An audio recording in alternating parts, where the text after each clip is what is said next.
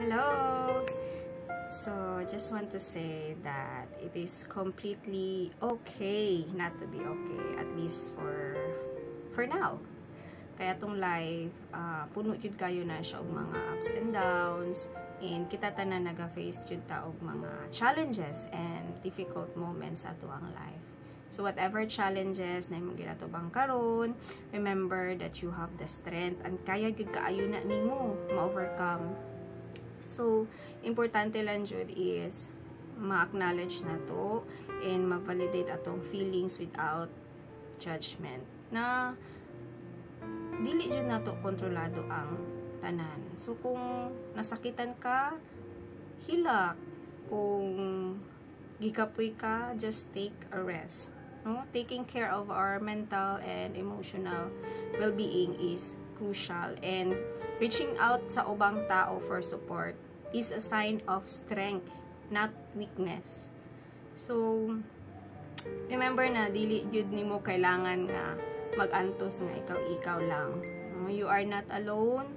It's okay na mag-ask ka og professional help. Talk to your friends, family, loved ones, anyone. Kay naa jud na tao nga naga-care sa imuha and willing na mo support sa imuha. Even mag-talk kay Jesus through prayer, kay even gani ang imuhang silent tears, ski nagpuno na hilak lang na tanan, wala na kay words masulti, dungog kaayo na ni Jesus Christ. So every step na imong buhaton to move forward is a victory, maski sa panakagamay.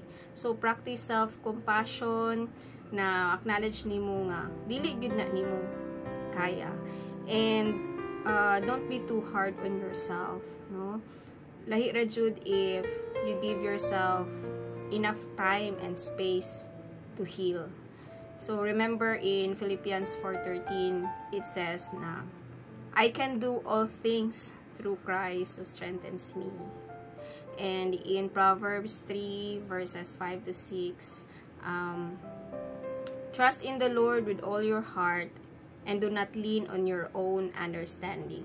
In all your ways, acknowledge Him and He will direct your path. So, kaya na.